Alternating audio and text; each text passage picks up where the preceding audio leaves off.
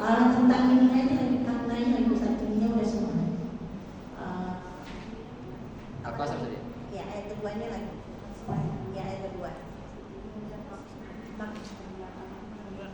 Yang lapan maknya udah kemarin. Sama.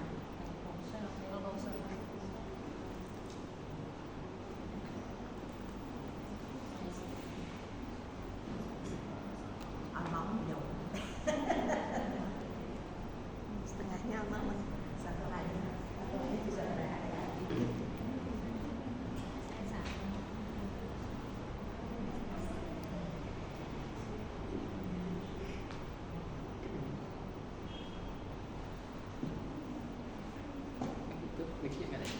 Astagfirullahaladzim, mic-nya itu masih kita. Kita pun sebenarnya yang ini ya, yang melebar ini baru sih. Habis tilawah Ustaz, maaf.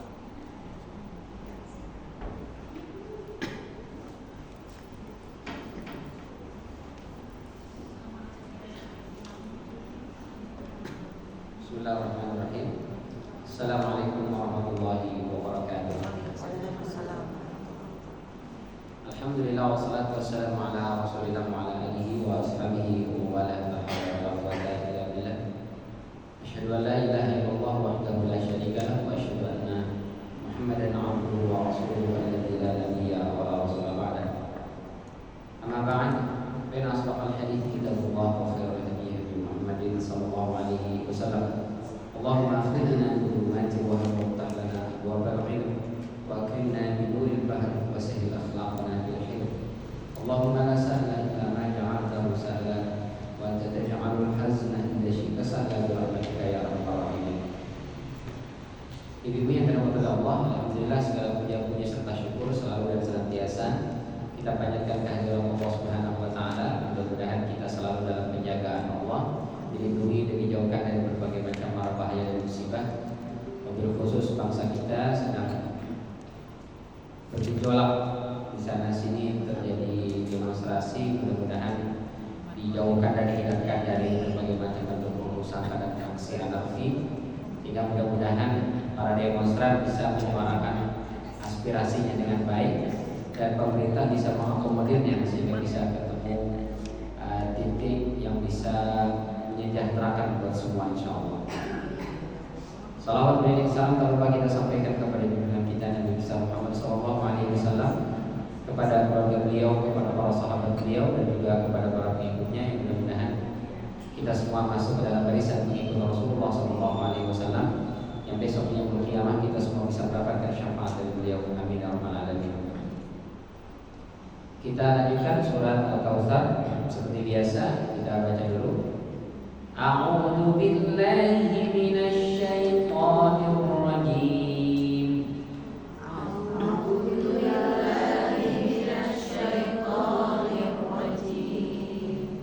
Bismillahirrahmanirrahim. Bismillahirrahmanirrahim. Inna a'tainakal kautsar. Inna a'tainakal kautsar. Fasalli li rabbika wanhar. Fasalli li rabbika wanhar. Inna syani'aka huwal abtar. Inna syani'aka huwal abtar. Shadaqallahul azim. Kita kemarin sudah membahas makna Al-Kautsar. Ada kurang lebih 8 maknanya itu.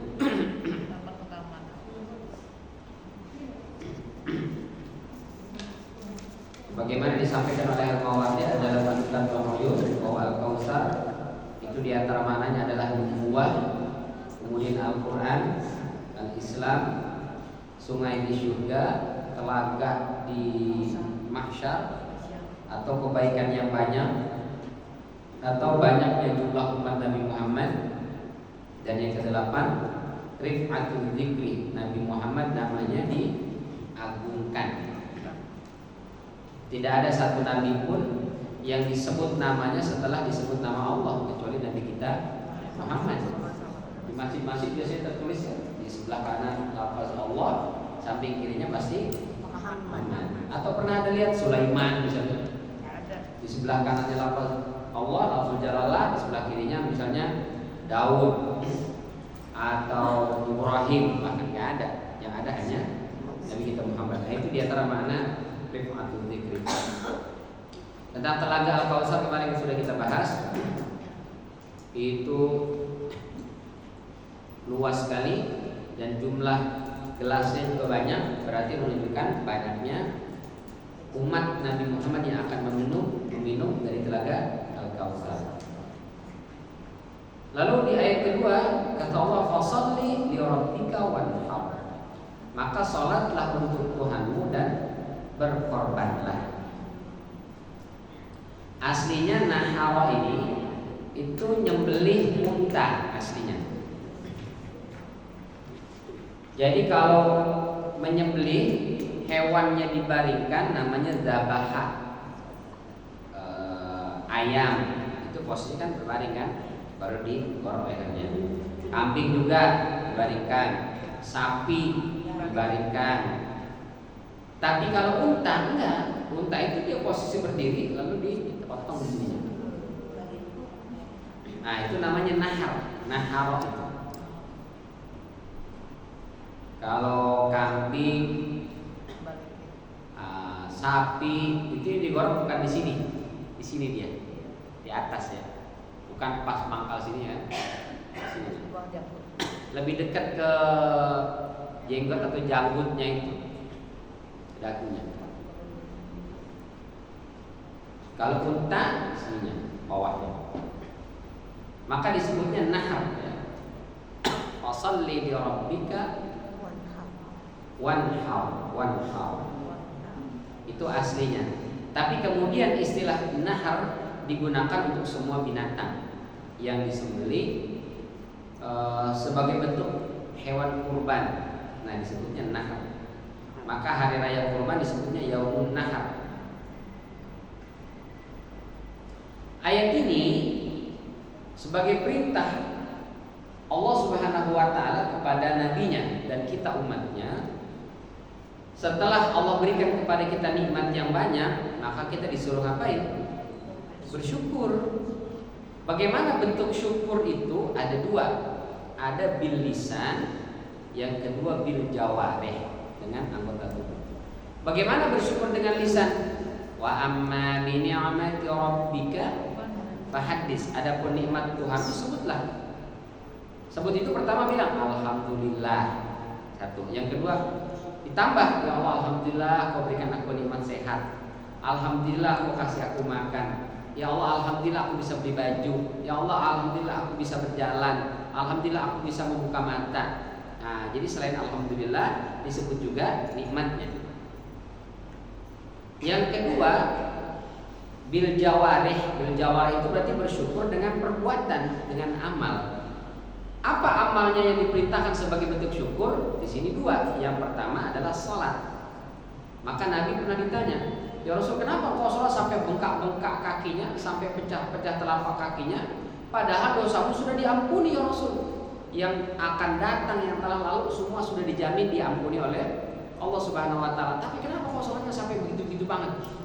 Kata Rasulullah, afala akunu abdan syakura. Emang gak boleh saya menjadi hamba yang bersyukur? Jadi orang yang bersyukur itu adalah dengan apa? Salat. Bentuk syukur kita.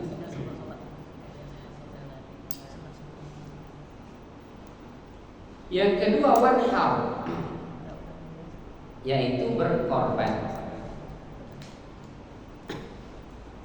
Pemberian terkadang menuntut pengorbanan.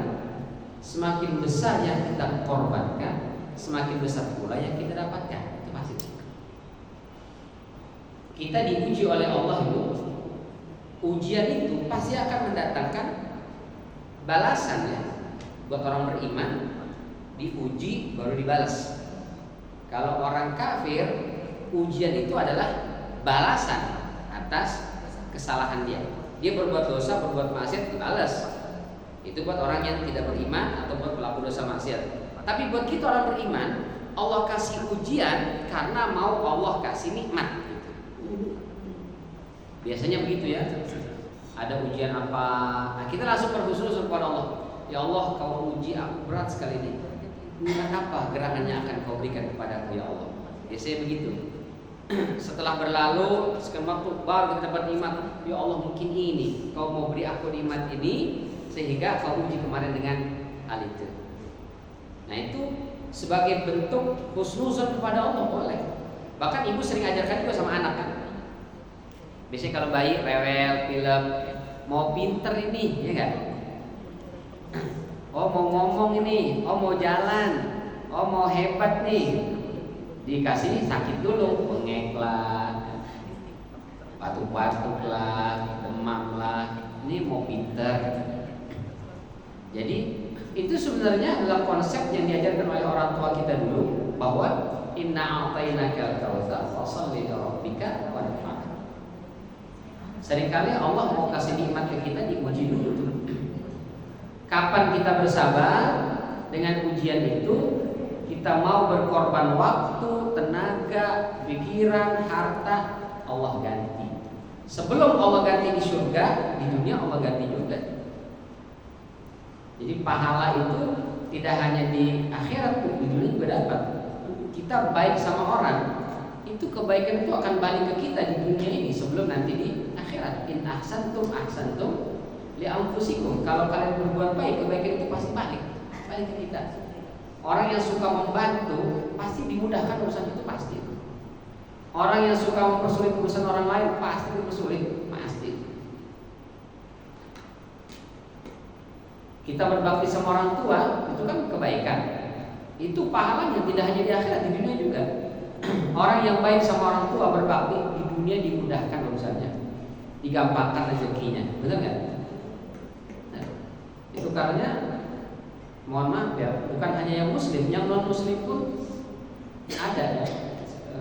Pernah kita ketemu misalnya di mall atau rumah makan itu, ada tuh yang non muslim dia bawa ibunya yang udah sepuh, ada babysitternya, babysitter apa namanya?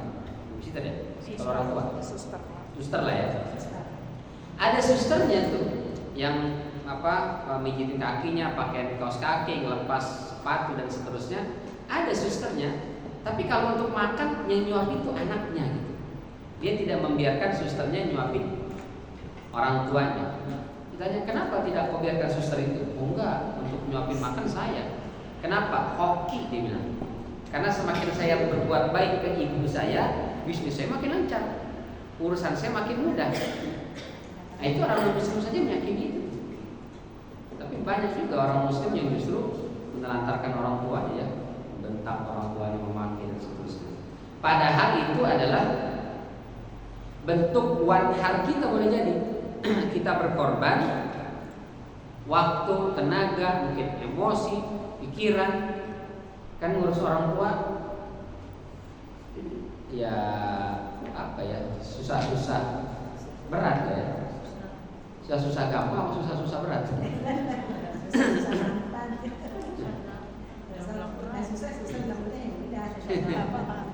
Butuh kesabaran, butuh ketelatenan.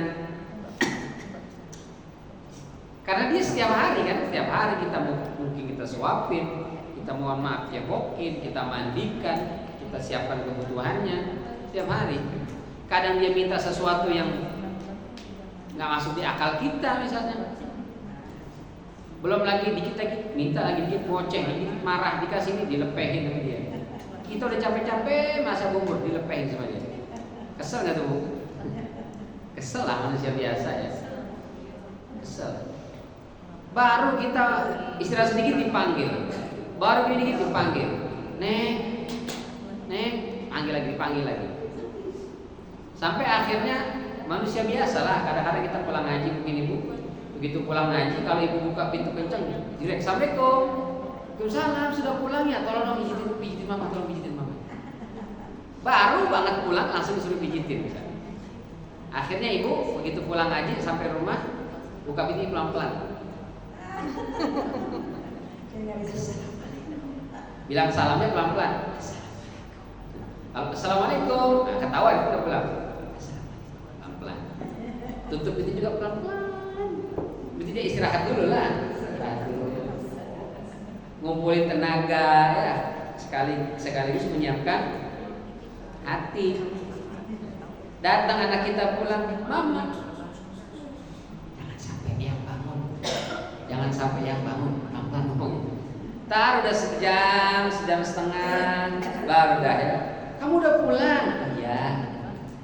Padahal udah dari 2 jam yang lalu istirahat dulu. Wajar lah manusia biasa kita untuk menjaga kewarasan.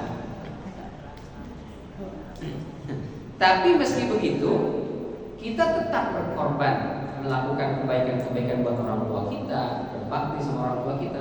Itu balasannya pasti diberikan oleh Allah Subhanahu wa taala. Inna 'idzamal jaza ma'a 'idzamil bala. Besarnya pemberian Allah, balasan dari Allah berbanding lurus dengan besarnya cobaan. Semakin besar cobaan yang kita dapat, Bu, yakin sebesar itu pula balasan dari Allah Subhanahu wa taala buat kita di dunia dan di akhirat.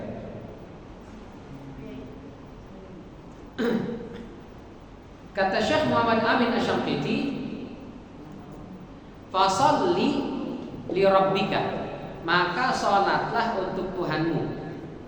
Wanhar, maknanya wanhar li rabbika. Jadi aslinya fasholli li rabbika wanhar li rabbik, aslinya begitu. Atau fasholli wanhar li rabbik, aslinya. Cuman kalau begitu kan istilahnya raka'atul alfaz. Kalimatnya jadi kurang enak dibaca. Inna a'tainakal kautsar fasholli li rabbika wanhar. Inna syani'aka huwal abtar. Itu apa namanya? Rimanya jadi enak ya.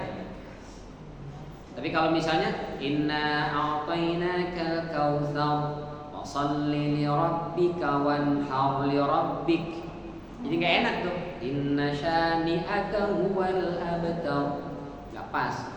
Atau misalnya inna a'tainakal kautsar fasholli wanhar li rabbik, juga nggak enak. Ya, susunannya seperti ini, tapi maknanya sama. Maka sholatlah untuk Tuhanmu, berkorban juga untuk Tuhanmu. Apa artinya? Artinya kita beribadah itu untuk Allah. Artinya kita berkorban itu karena Allah, bukan karena orang lain.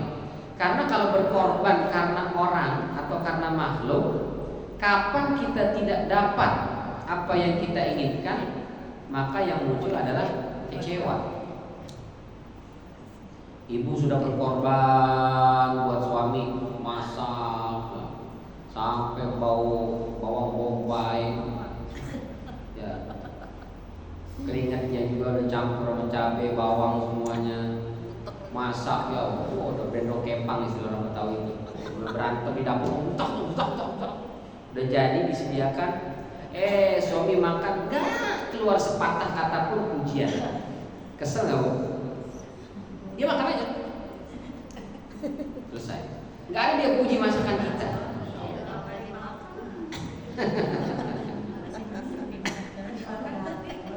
Masih mending dimakan ya. Iya. Kalau nggak dimakan lebih dimakan. Kalau nggak dimakan kita lempar ke makan ya.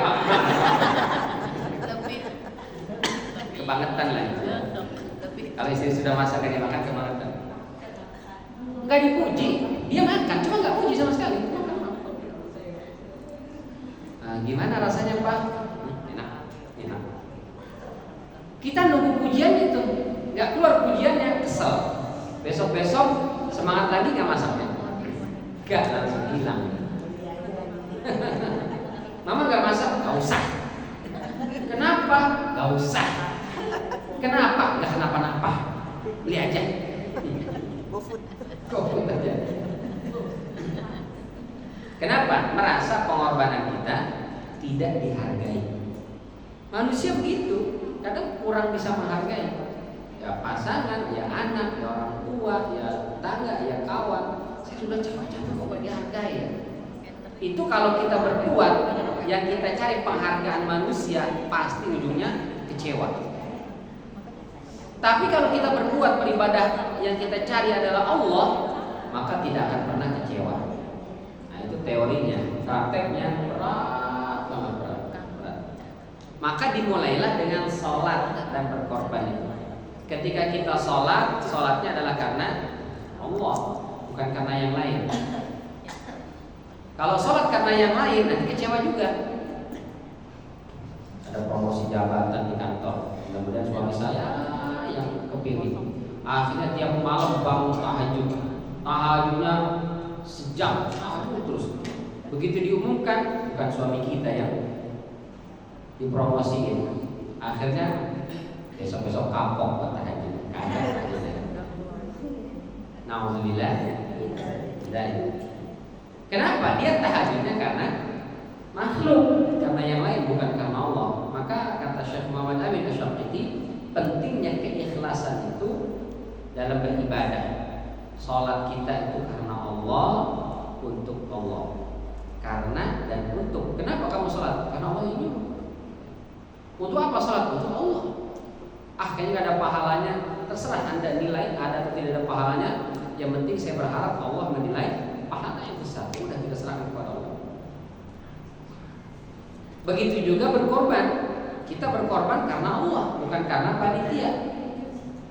Kita sudahlah beli sapi, beli mosin supaya disembelih sama panitia korban. Ternyata nama kita nggak dipuji, nggak disebut. Akhirnya gondok. Besok-besok agak lagi dah korban di Masjid As-Salam. Kenapa? Korban di mosin. Nggak ada kata-kata sepatah kata apa kayak gitu. Kita berharap ujian dari makhluk berarti jatuhnya nggak ikhlas. Maka kata Allah, fasholli li rabbika wanhar. Salatlah untuk Tuhanmu dan berkorbanlah. Yang kedua, kata sebagian ulama, dulu orang itu berkorban baru sholat. Ini maksudnya korban Idul Adha ya, Idul Adha. Jadi harusnya sholat Id dulu, baru setelah itu nyembelih hewan. Dulu ada sebagian orang itu yang nyembelih sebelum sholat. Sebelum sholat udah nyembelih dia, udah disembelih lalu sholat. Selesai sholat baru nyacak-nyacak segala macam, baru masak. Nah ini kemudian turunlah surat Al-Kautsar ini, jangan begitu. Sholat dulu baru nyembelih hewan. Dulu kami waktu jadi mahasiswa ya di itu 15 anak itu satu domba. 15 mahasiswa. Satu domba. Dombanya besar-besar kalau di Arab itu. Satu domba jatah buat 15 anak. Dihitung sama itu mahasiswa satu kampus itu ada berapa misalnya? 900, 1000 lah. 1000 mahasiswa. Maka dia sediakan sekian jumlah kambing. Nanti perwakilan dari kita namanya persatuan pelajar dari masing-masing negara lah, Indonesia misalnya, PPI lah kita. Nanti ada dari Thailand, nanti ada dari Malaysia, nanti ada dari negara-negara lain lah, semua gitu. Masing-masing negara itu ada berapa mahasiswanya? Ya, pokoknya maksimal 15 mahasiswa satu kambing lah. Gitu. Kami Indonesia ada 45 kurang lebih. Bukan 15 ya, lupa 7 Pak. 7 atau 8 mahasiswa kalau nggak salah itu dapat satu kambing. Jadi satu kambing buat mahasiswa. Berarti kebagian banyak lah itu ya. Cuman sama kampus itu ditaruh di lapangan itu kambing banyak. Ukurannya macam-macam, ada yang besar, ada yang kecil. Nah kita nih biasanya nugasin nih sama salah satu kawan, bro, ente pokoknya habis subuh langsung ke lapangan sono. Ngapain? Langsung ambil. Kita jumlah mahasiswa kita ada 45. Berarti dibagi 7 berapa kira-kira? 6 kali 7. 7 lah ya. Ya, kurang lebih 6 ekor lah. Kurang lebih 6 ekor kambing. Mau ambil 6 ekor langsung. Dipilih semuanya gede-gede. Nanti negara yang lain juga sama begitu. Jadi berebutan akhirnya. Karena berebutan di sana, akhirnya khatib sudah naik mimbar, dia masih berebut kambing supaya dapat yang besar yang gede. Wah itu langsung rektor itu marah dia khutbah Id langsung menang. Allah bilang fasholli li rabbika wanhar, salatlah untuk Tuhanmu baru berkurban. Gak usah ngurusin kambing nanti itu, sholat aja dulu. Masya Allah. Tapi ya tetap masih lah. Kalau kita sholat dulu semua, baru datang ke sana, sisanya kecil-kecil dong, yang kecil-kecil kurus-kurus, kalau bagian itu. Nah itu fasholli li rabbika wanhar, sholat dulu baru menyembelih. Maka kata Nabi, siapa yang menyembelih hewan kurban sebelum sholat Id maka tidak sah kurbannya. Baik, itu yang pernah kita ceritakan ya. Ada orang kurban dalam bentuk kornet. Boleh apa enggak boleh aja? Ya, dia dibagikan dalam bentuk kornet itu. Yang penting pastikan disembelihnya setelah sholat Id. Jangan selesai sholat Id udah dibagiin. Lah, kok udah dibagiin ini? Sementara dia harus menyembelih, kemudian nyacahnya, milah-milahnya, masukin dalam kalengnya. Kok tiba-tiba udah dibagiin? Berarti nyembelihnya kan sebelum sholat Id, maka itu tidak sah. Nyembelihnya harus setelah sholat.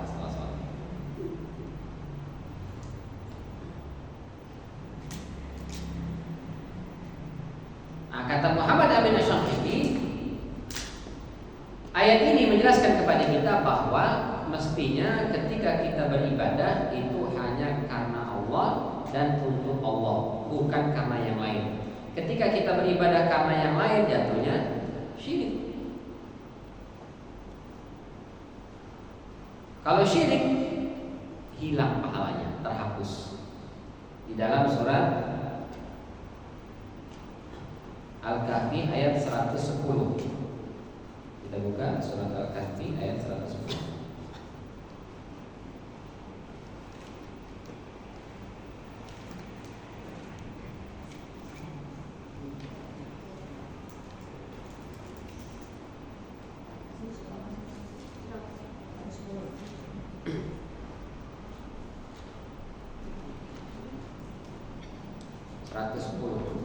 Bismillahirrahmanirrahim.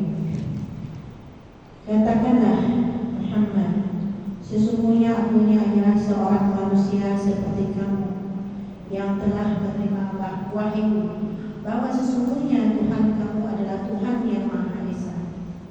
Maka barang siapa yang mengharapkan pertemuan dengan Tuhannya, maka hendaklah dia mengerjakan kebajikan dan janganlah dia menyekutukan dengan sesuatu pun dalam beribadah kepada Tuhannya.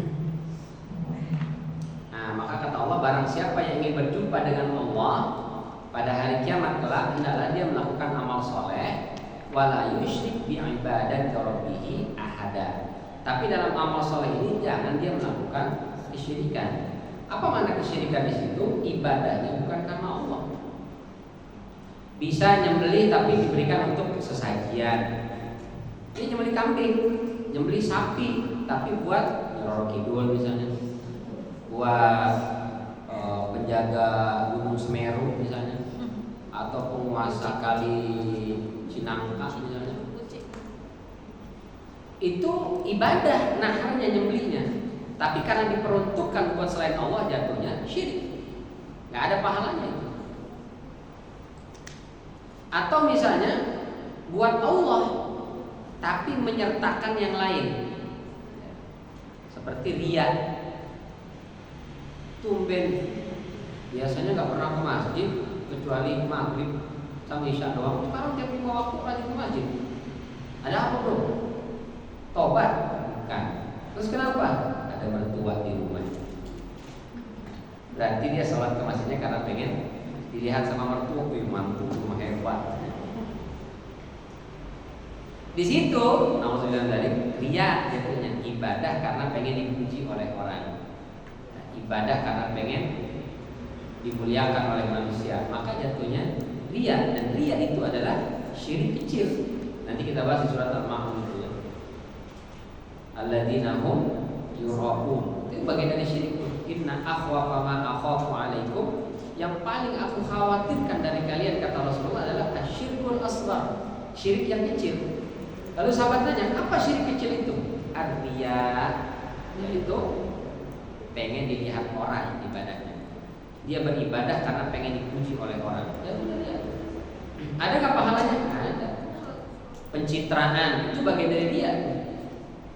Biasanya sholat nggak pernah di-shoot, tapi karena mau pilkada, karena mau pemilihan calon anggota dewan, difoto, di-shoot, azan di-shoot, sedekah di-shoot, difoto. Nah itu jatuhnya ria. Alhamdulillah. Mudah-mudahan nggak ada yang kayak gitu ya. Ada Ustaz, ada sih. Tapi oknum lah ya. Itu biasanya yang begitu-begitu tuh ketika jadi dia tidak menyejahterakan kita dia, karena dia ya untuk cari popularitas. Teman-teman bilang anggota dewan oknum lah ya, nggak semua tapi ada anggota dewan yang kita berharap mereka mewakili kita, tapi mewakili dalam hal aspirasi, bukan mewakili dalam hal materi. Ini lebih banyak mewakili materi daripada aspirasi. Maksudnya bagaimana? Ya rakyat belum bisa punya rumah bagus diwakilin sama mereka. Rakyat belum bisa jalan-jalan ke luar negeri diwakilin sama mereka. Kita belum bisa dapat uang banyak diwakilin sama mereka. Belum bisa beli jam bagus diwakilin sama mereka. Sampai jamnya ada 11 miliar itu. Sampai sekarang saya masih belum habis pikir itu. Kok bisa? Jam tangan doang sampai miliaran itu. Ada apa dalam itu? Mungkin ada ini jam Doraemon kali bisa. Ulang waktu. 5 miliar, 2 miliar, 11 miliar. Jam tangan doang gila. Coba kalau diberikan kepada ibu majelis taklim, sudah berapa banyak itu sedekah Jumat yang diberikan, sudah berapa banyak anak-anak yatim yang mendapatkan pendidikan, sudah berapa banyak orang-orang du'afa yang mendapatkan bantuan, sudah berapa banyak kebaikan-kebaikan yang dilakukan. Luar biasa. 2 miliar. Apalagi sampai 11 miliar. Kita nggak maunya itu, nggak mau begitu ya. Diwakili aspirasi kita, harapan, keinginan rakyat itu mereka mewakili. Nah karena awalnya ria bukan karena Allah, maka setelah dia dapat, dia tidak melakukan sesuatu yang membuat Allah senang. Justru sebaliknya, dia melakukan hal-hal yang bisa saja mendatangkan murkanya Allah Subhanahu wa taala. Maka ibadah itu kalau ada ria, syirik, menjadi hilang pahalanya. Meskipun sholat, meskipun infak, sedekah, hilang pahalanya. Zakat sekalipun hilang pahalanya. Di mana itu? Di surat Az-Zumar ayat 65.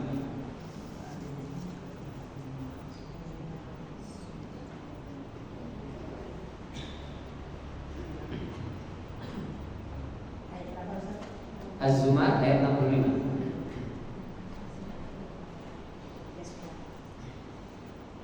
Bismillahirrahmanirrahim. Dan sungguh-sungguh telah diwahyukan kepadamu dan kepada nabi-nabi yang sebelummu. Sungguh jika engkau menyekutukan Allah, niscaya akan hapuslah amalmu dan tentulah engkau termasuk orang yang merugi. Kalau engkau melakukan kesyirikan, maka terhapuslah pahala amalmu. Maknanya dia beramal, dia sholat, dia puasa, dia zakat, dia baca Quran bahkan. Tapi kalau syirik atau dia melakukannya karena ria, pengen dipuji oleh orang, maka pahalanya jadi hilang. Tapi dia dapat yang dia kejar di dunia ini. Jadi kalau ibadah karena mengharapkan dunia, bukan mengharapkan Allah, dunianya Allah kasih tetap. Cuman besok hari kiamat nggak lagi dapat pahala. Dia puasa. Kenapa puasa? Supaya bisnis lancar. Dia tahajud. Kenapa tahajud? Supaya anak saya diterima di kampus favorit. Dia sedekah. Kenapa sedekah? Supaya naik jabatan. Maka dia sedekah. Maka ini kata Allah Subhanahu wa taala, sedekahnya, puasanya, sholatnya, infaknya, baca Qur'annya, karena dia niatkan untuk maslahat duniawi, pengen bisnisnya lancar, naik jabatan, anaknya lulus kampus favorit atau diterima di sebuah instansi, itu Allah kasih. Allah kasih semua itu, dapat dia. Jabatannya naik, bisnisnya lancar, anaknya mungkin diterima di fakultas favorit atau di kampus Bonafit, kemudian diterima di perusahaan dengan gaji besar, bisa saja Allah kasih. Tapi besok hari kiamat dia tanya, ya Allah mana tahajud saya? Loh, kamu kan tahajud supaya bisnismu sukses, kan udah. Mana pahala puasa saya? Kamu kan puasa supaya anakku diterima di kampus favorit, kan sudah diterima itu. Mana pahala baca Quran saya? Kamu kan baca Quran, manggil anak yatim sekian orang supaya naik jabatan, dan kan sudah naik jabatannya. Berarti sekarang gimana ya Allah? Tidak ada lagi, habis man. Ngerti banget. Di dalam surat Hud ayat 15 sampai dengan 16.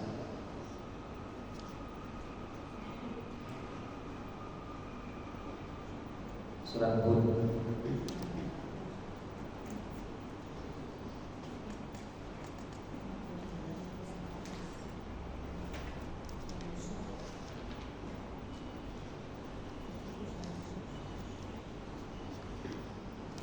ayat 16 ya, ayat 15 dan 16. Boleh Bu? Bismillahirrahmanirrahim. Barang siapa yang menghendaki kehidupan dunia dan perhiasannya, pasti kami berikan balasan penuh atas pekerjaan mereka dunia dengan sempurna, dan mereka dunia tidak akan dirugikan. Itulah orang-orang yang tidak memperoleh sesuatu di akhirat kecuali neraka, dan sia-sialah di sana apa yang telah mereka usahakan di dunia, dan terhapuslah apa yang telah mereka kerjakan. Jadi kata Allah, barang siapa yang beramal tapi menghendaki kehidupan dunia dan segala macam pernak-perniknya, kata Allah, nuwaffi ilaihim amalahu. Amalnya itu karena dia pengen naik jabatan, pengen bisnisnya sukses dan seterusnya, kami kasih. Wa hum fiha la yubkhasun. Mereka di dunia sama sekali tidak mengalami kerugian. Semua yang mereka cita-citakan, yang harapannya ini kan kami kasih semua. Tapi ulaikal ladzina laisa lahum fil akhirati illa nar. Di hari kiamat besok dia nggak dapat apa-apa kecuali neraka. Lalu kemana tahajudnya? Kemana sholatnya, baca Qur'annya, sedekahnya? Kata Allah, wa habita ma sana'u. Kami hapus pahala dan amalnya itu. Wa batilun, batal jadinya. Nauzubillah min dzalik. Maka ya'malun, sia-sia perbuatannya. Ngeri banget. Ini yang disampaikan oleh para sahabat ketika ditanya dari semua ayat di Quran, dari surat Al-Fatihah, Al-Baqarah, Ali Imran, An-Nisa, sampai An-Nas. Itu kan ada 6.236 ayat kurang lebih. Dari semua ayat itu mana yang paling nendang, mana yang paling nonjok? Kata mereka ini. Kami khawatir jangan-jangan kami sholat tapi ngejar dunia. Jangan-jangan kami zakat itu karena berharap keuntungan dunia. Jangan-jangan kami puasa karena berharap keuntungan dunia. Dan besok hari kiamat ternyata semuanya gak ada pahalanya, karena sudah kita dapatkan di repot kalau gitu Ustaz. Saya baru aja kemarin habis ngadain tasyakuran di rumah. Saya undang anak yatim, saya santuni, saya sedekah buat mereka semua Ustaz. Supaya apa? Supaya minta keberkahan rumah Ustaz. Berarti gak ada pahalanya besok. Gimana tuh? Saya baru kemarin puasa. Kenapa puasa? Supaya anak saya lulus kuliah Ustaz. Dan alhamdulillah lulus kuliahnya. Apakah besok gak ada pahalanya saya Ustaz? Saya baru aja tahajud. Untuk apa? Tahajud supaya dimudahkan urusan suami saya dan Allah. Alhamdulillah mudahkan urusan suami saya. Apa tahajud itu hilang pahalanya Ustaz? Ini kalau untuk kehati-hatian, kita berusaha ibadah itu karena Allah saja, bukan berharap karena dunia. Tapi kalau kita sebagai manusia yang berusaha, berikhtiar, saya sudah berusaha, anak saya belajar, suami saya bekerja dengan baik, semua sakit misalnya kita berobat. Tapi kan selain ikhtiar ada doa. Doa minta kepada Allah supaya dimudahkan usaha kita. Nah, doa itu supaya lebih kencang ditambah dengan amal, baca Quran kah, sedekah kah, sholat tahajud kah, puasa Senin Kamis kah, atau puasa sunnah kah, duha kah, atau yang lainnya. Maka itu menjadi mudah-mudahan perkara yang diperbolehkan. Maka kata Syekh Nawawi Al-Bantani, ikhlas itu ada 3. Pertama, ibadah masih mengharap dunia. Ikhlas tapi level paling rendah. Tadi, kenapa sholat duha? Supaya rezeki saya dilancarin, Ustaz. Boleh apa enggak? Boleh. Kok ibadah supaya rezeki lancar, bukan demi buat mendapatkan ridho dan cintanya Allah? Ya itu juga. Cuma sekali lagi sekarang nih, tahajudlah kita, puasalah kita, sedekahlah kita, untuk apa? Kemudahan urusan kita. Boleh kan? Kata Syekh Nawawi Al-Bantani, boleh. Ikhlas kata ibadah, ikhlas tapi level paling rendah, tapi ikhlas. Daripada dia pengen lancar bisnis datangnya ke dukun, mendingan mana? Lancar bisnis datang ke dukun bayar, atau supaya lancar bisnis dia tahajud dan sedekah? Lebih bagus mana? Tahajud dan sedekah, ya kan? Berobat supaya sembuh, dia datang ke dukun minta jampe-jampe, atau dia dengan sedekah atau tahajud? Pasti lebih bagus dengan sedekah dan tahajud. Pengen lulus kuliah, dia nanya ke orang pinter yang padahal sekolah juga enggak, dibilang orang pinter. Ada orang pinter tapi dia enggak sekolah, enggak kuliah, tapi orang pinter katanya. Enggak tahu pinter dari mana. Atau dia baca Quran, dia tahajud, dia mohon kepada Allah. Pasti lebih bagus ya baca Quran, tahajud, mohon kepada Allah. Maka kata Syekh Nawawi Al-Bantani, kita beribadah masih mengharap dunia, ikhlas tapi level paling rendah, tapi ikhlas. Nanti naik level kedua, kita ibadah karena berharap surga. Kita beribadah karena takut dimasukkan ke neraka. Jadi ibadahnya bukan karena Allah, karena pengen surga, karena takut dari neraka. Ikhlas nggak nih? Ikhlas, tapi level kedua. Level paling tinggi, ibadah sudah tidak peduli lagi. Mau urusannya dimudahkan atau urusannya dipersulit, mau lancar bisnisnya atau tidak lancar bisnisnya, dia tetap tahajud, dia tetap sholat, dia tetap sedekah, dia tetap baca Quran. Mau Allah masukkan dia ke neraka pun dia nggak peduli, dia tetap ibadah. Itu level paling tinggi tuh. Yang dia inginkan dari ibadahnya adalah hanya ridho Allah. Itu level berat, itu tinggi. Tapi kalau kita bisa begitu, itulah keikhlasan yang paling utama. Kata Nabi Shallallahu Alaihi Wasallam, ada sahabat namanya Suhaib Ar-Rumi. Kata Nabi, Suhaib itu, kalaupun Allah kasih tahu Suhaib, kau besok masuk neraka, dia tetap sholat, dia tetap puasa, dia tetap zakat, infak, sedekah, dia tetap berbuat baik, meskipun dikasih tahu bakal masuk neraka. Kenapa? Kata dia, aku beribadah karenamu, aku nggak peduli. Kalau memang aku masuk neraka, tapi itu bikin kau suka, engkau ridho ya Allah, aku rela. Luar biasa, tinggi banget ya. Itu kayak ucapannya Rabi'ah Al-Adawiyah. Rabi'ah Al-Adawiyah ketika dilamar oleh Hasan Al-Basri, ditolak. Hasan Al-Basri ulama besar, alim, warok, zuhud, ganteng, masya Allah. Tapi ditolak oleh Rabi'ah Al-Adawiyah. Dia nggak mau. Ditanya kenapa kau tolak lamaran orang soleh, ganteng, masya Allah, luar biasa. Aku takut kalau aku menikah dengan dia, dengan Hasan Al-Basri, nanti cintaku kepada Allah berkurang gara-gara aku cinta sama dia, aku sayang sama dia.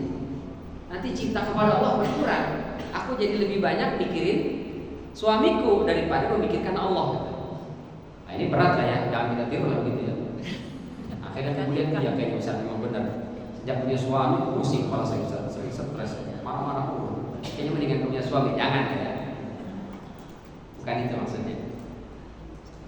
Terus sampai ada ucapan yang apa namanya, yang masyhur lah, populer lah. Ya Allah, kalau aku ibadah ini karena mengharapkan surgamu, jauhkan aku dari surga. Kalau aku ibadah nyembahmu karena takut dari neraka, cemplungin aja ke neraka. Tapi kalau aku beribadah karena mengharapkan cinta dan ridhomu, cintai dan ridhoilah aku. Insyaallah. Itu untuk level yang tadi, sudah level ketiga. Kita jangan coba-coba. bilang begitu, ya Allah kalau sholatku ini hanya karena mengharapkan surga, jauhkan dari surga. Dijauhin beneran kita nanti. Jangan. Maka kata Syekh Nawal tadi nggak apa-apa. Kita sholat berharap surga, nggak apa-apa, nggak ada masalah. Tapi kalau bisa ada stepnya. Ya, sekarang saya masih sholat itu karena ada hajat Ustaz. Jadi kapan tahajud? Pokoknya kalau lagi ada kebutuhan ya kerja tahajudnya. Begitu lagi nggak ada kebutuhan nggak tahajud. Saya itu puasa itu kenceng kalau lagi ada hajat. Lagi nggak ada hajat nggak puasa.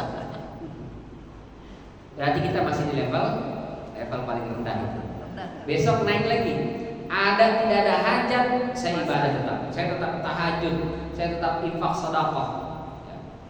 Padahal kalau lagi nggak ada hajat, hidup lagi baik-baik aja, lagi lempeng-lempeng aja, sehat, urusan gampang, anak-anak pada sehat, pada sukses. Kita tetap puasa Senin Kamis, kita tetap sedekah, tetap infak. Kenapa begitu? Karena saya ibadah bukan lagi karena hajat, karena saya berharap surganya Allah. Saya takut dimasukkan ke dalam nerakanya Allah. Terus ibadah lama-lama surga, neraka menjadi tidak terlalu penting. Yang penting adalah cintanya Allah. Nah, itu sudah sampai level paling tinggi. Kalau bisa. Itu seperti ucapan siapa? Abu Nawas. Jadi doa ikhtiram itu ya, Ilahi lastulil. Terus apa tuh artinya? Ilahi, wahai Tuhanku, lastu lil firdausi ahla. Aku ini gak pantas kalau masuk surga karena banyak dosa. Wala aqwa 'alan naril. Terus tapi kalau dicemplungin ke neraka aku juga gak kuat. Masuk surga gak pantas. Kalau dimasukin ke neraka gak kuat. Jadi gimana dong? Masuk ke surga ya gak pantas. Yaudah ke neraka gak kuat. Jadi kemana dong? Gak jelas. Gak ada sama tengah-tengah. Kalau gak surga, neraka. Akhir cuma dua. Kalau gak surga, ya neraka. Surga gak pantas, neraka gak kuat. Kenapa? Dosa-dosa banyak sekali. Maka yang dicari cuma satu. Apa itu? Ampunannya Allah, ridhonya Allah, cintanya Allah. Ini kalau sudah level ketiga tadi. Kalau kita jangan langsung ke situ. Ya Allah, aku gak kuat di nerakamu, tapi juga jangan masukkan ke surgamu. Kata malaikat, jadi kemana ya guys? Mau dimasukkan ke surga enggak guys? Enggak bisa. Ya udah kalau kita ke neraka enggak kuat juga. Ya kemana? Enggak ada tempatnya. Kalau ke surga ya neraka. Kita mintalah surga takut. Ya Allah, masukkan aku ke surga, jauhkan aku dari neraka. Kenapa? Karena itu perintah Allah. Allah juga yang nyuruh kita untuk berharap surga. Bahkan Nabi pun ngajarin kan, Allahumma inni as'aluka al-jannah wa na'imaha. Ya Allah, berikan kepadaku surga dan berbagai macam kenikmatannya. Cuma Nabi ngajarin, sebelum minta surga, mintalah ridhonya Allah dulu. Maka doanya Allahumma inni as'aluka ridhoka wal jannah. Ridho dulu tuh. Ya Allah, aku mohon kepadamu ridhomu dan surga. Kenapa? Karena surga itu kan fasilitas. Fasilitas sewah apapun, kalau yang ngasihnya nggak ridho, nggak nikmat. Dikasih duit, kira-kira seneng nggak ibu dikasih duit? Tergantung Ustaz, duitnya warnanya apa, dan seberapa ketebalannya. Tebel, merah sama biru semua. Tapi ngasihnya dilempar. Tuh, ambil. Gak mau. Kira-kira diambil apa enggak? Diambil dulu, dia pakai dulu tapi. Oh, dituduh aja sana gak boleh.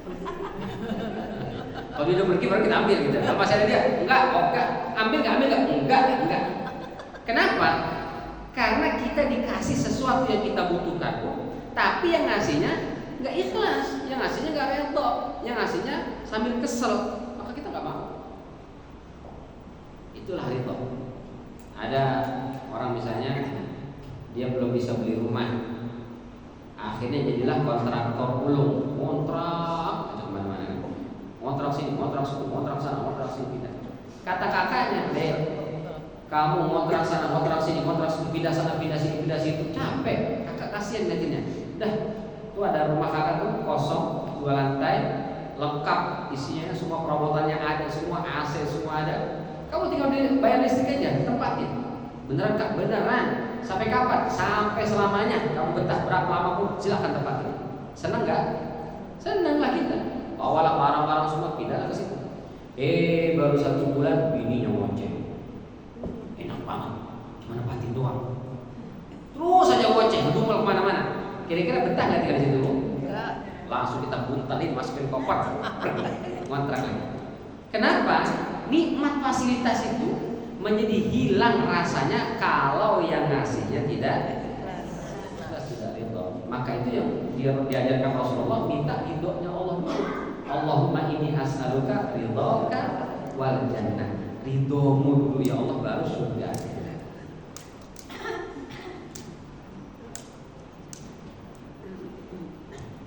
Makanya semua ibadah yang kita lakukan itu adalah hanya karena Allah dan untuk Allah. Karena yang kita cari adalah ridhonya Allah. Itu jadi ikrar kita kan di dalam surat Al-An'am 162 163. 162 sampai 163.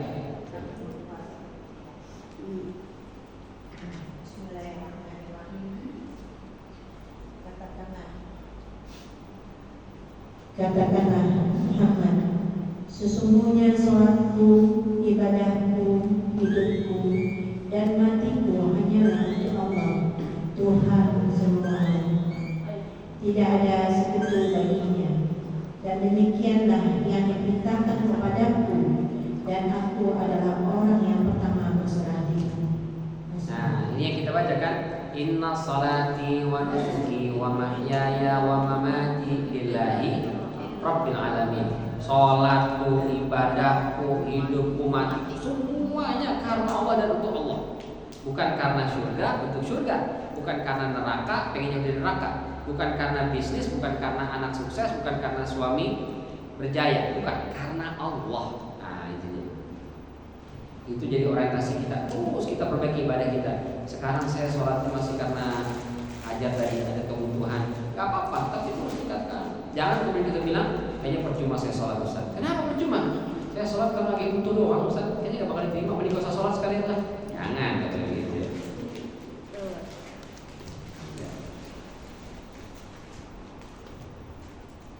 Ini korelasinya kalau di surat Al-Ma'un ada orang yang disebut celaka dalam sholatnya. Fawailul lil musallin. Kenapa celaka? Karena dia tidak mau membantu sesama. Wa yamna'unal ma'un wa la yaqulu 'ala ta'amil miskin. Sholatnya tidak melahirkan kepekaan dan kepedulian sosial. Maka sholatnya celaka. Maka di surat ini, surat Al-Kautsar ini, Allah perintahkan agar ketika sholat cuma Allah yang kita tuju. Washolli li rabbika wanhar, itu adalah bentuk kepedulian sosial pada sesama. Kita nyembelih daging itu kita bagi kepada tetangga, kerabat, fakir miskin, itu apa? Sholat menguatkan hubungan kita dengan Allah, wanhar menguatkan hubungan kita kepada sesama, membangun kepedulian sosial. Maka sholat yang sukses begitu, kepada Allah yang tadi dibangun supaya semakin kuat koneksinya, tapi tidak lupa kepada sesama. Nah, jangan sampai ibadahnya bagus tapi tidak peduli, tidak memiliki empati. Alhamdulillah ya. Tetangganya, kata Nabi, tidak beriman orang yang tidur dalam kondisi perut kenyang sementara tetangganya lapar. Itu nggak beriman tuh. Meskipun Nabi sholat isya dia tidur tapi kenyang. Alhamdulillah sate kambing 10 tusuk tidur dia. Tetangganya kelaparan, kata Rasulullah, itu orang yang tidur meskipun habis sholat isya, nggak beriman. Kenapa? Karena tidak melahirkan kepekaan, empati.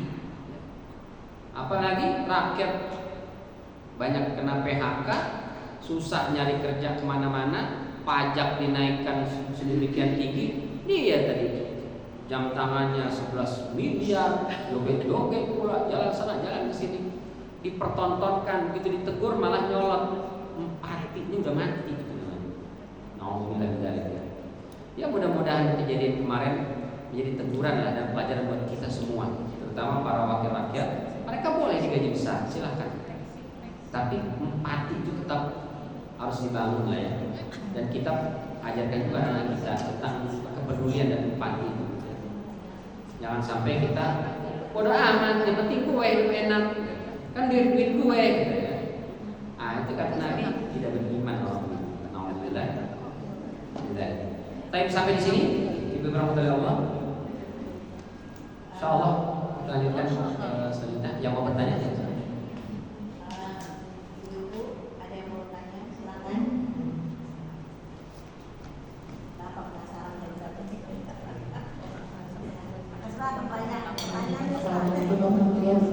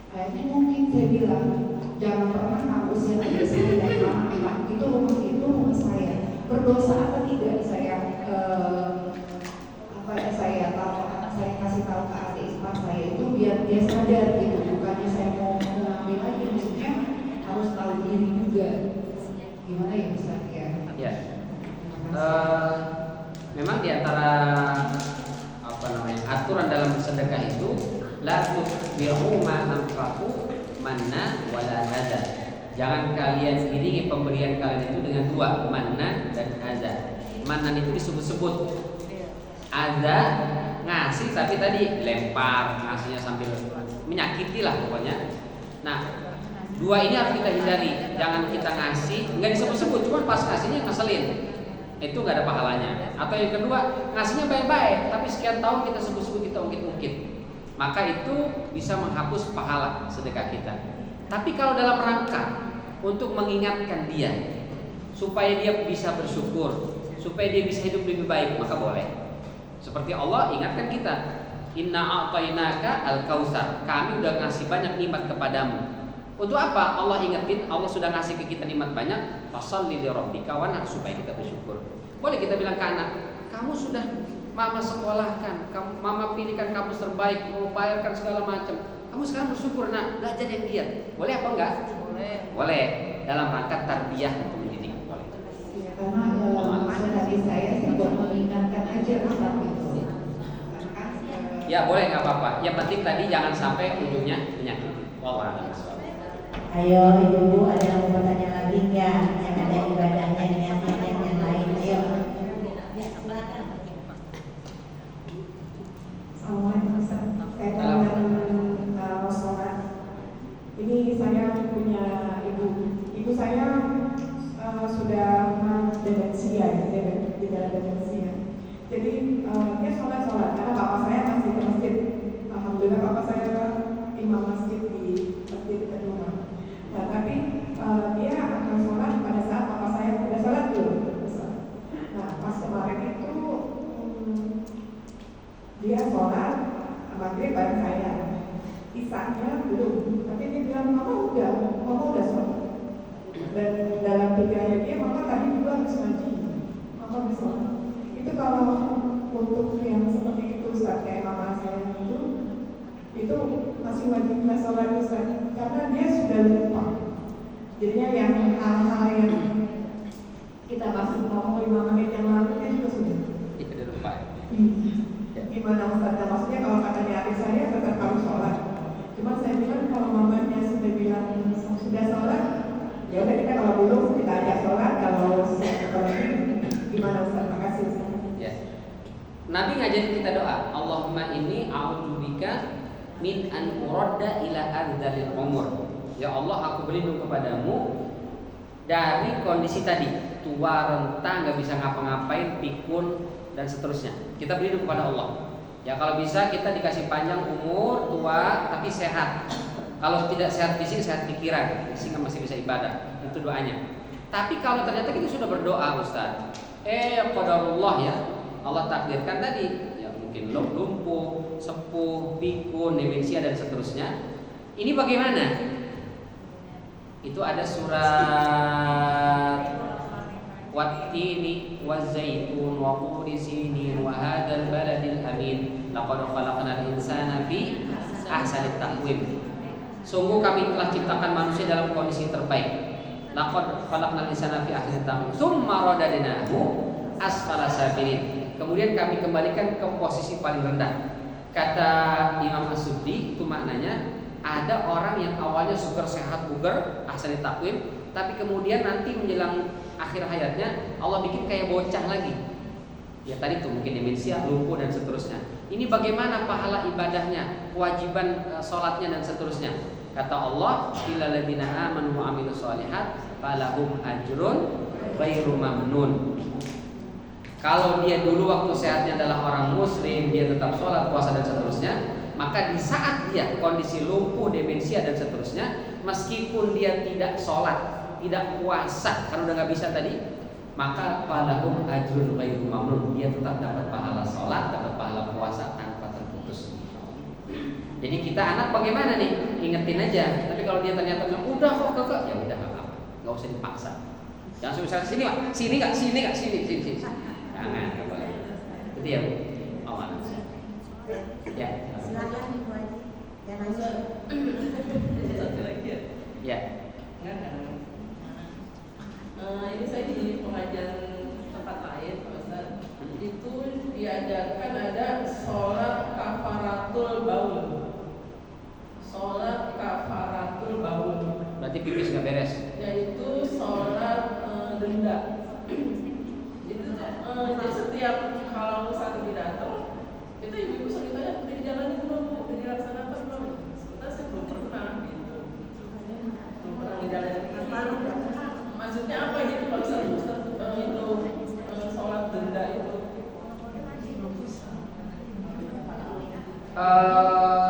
Kafarah nanti kita bahas secara detail ya. Kalau secara bahasa tadi kafaratul baul artinya denda karena kencing. Karena siksa kubur paling banyak disebabkan cebok nggak beres, kencing cebok nggak beres dari siksa kubur. Mungkin maksud siksa itu supaya besok tidak disiksa di kubur, maka perbanyaklah sholat sebagai dendanya itu, menghapus denda itu. Tapi ini ghairu masyru', nggak ada dalilnya, tidak ada yang memerintahkan. Nabi justru perintahkan kalau pipis ya benar-benar ceboknya yang benar, bersihkan, tapi tidak harus sholat, nggak ada. Ya. Kemudian sebentar kemudian kafarah itu banyak modelnya kafarah. Ya, kafarah denda misalnya melanggar sumpah, ya seperti memberi makan kepada orang, memberi pakaian, memerdekakan budak, puasa. Tapi dalam kafarah itu tidak ada salat. Tidak ada salat sebagai kafarah. Melanggar larangan ihram ketika haji atau umroh. Apa kafarahnya? Nyembelih seekor kambing, puasa 3 hari, atau memberi makan 6 orang fakir miskin. Puasa 3 hari ada, tapi salat ada enggak? Enggak ada. Jadi sholat oleh Allah tidak dijadikan sebagai kafarah. Jadi kalau disuruh, iyain aja, tapi belum kita nggak mau kerjain karena nggak ada hadisnya, Rasul nggak pernah kafarah sholat. Jadi kejangan itu berbarengan dengan sholat duha, Ustaz. Jadi setelah sholat duha itu baca itu. Terus ayat pertama ayat kursi 1, keduanya Inna Anzalna 7. Saya nggak tahu hadisnya nggak ada. Nggak apa-apa. Nggak usah. Nggak salah kalau pas yang ngaji, kadang-kadang udah di duha jelas ada hadisnya. Sholat kafarah itu dari mana hadisnya? Nanti kalau saya misal bilang nggak bersih gitu, berarti gimana? Misalnya mungkin aja yang sepuh-sepuh. Kalau sepuh kan tadi dimakruh, selesai, nggak ada masalah. Kalau sudah sepuh, sudah uzur, sudah lumpuh dan segala macam, maka falahum ajrun ghairu mamnun. Dia meskipun keliru, salah, bahkan nggak sholat tadi tetap dapat pahala, nggak ada masalah. Tapi kalau kita yang muda-muda, usahakan ketika mohon maaf buang air kecil, ceboknya yang bersih yang benar. Itu aja. Tapi nggak harus diganti dengan sholat. Kodok kali Ustaz. Kenapa? Kodok kali ya. Setiap duha. Odo lah ya. Nggak ada dalilnya. Nggak, ibu nggak ngerjain nggak apa-apa.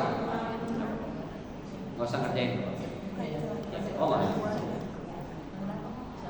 Siapa lagi nanya? Ada lagi nanya? Kemudian.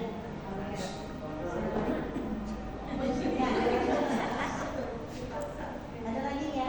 Cukup ya? Cukup Ustaz. Nggak ada yang nanya. Waktu masih ada terus yang Ustaz yang nggak habis waktunya.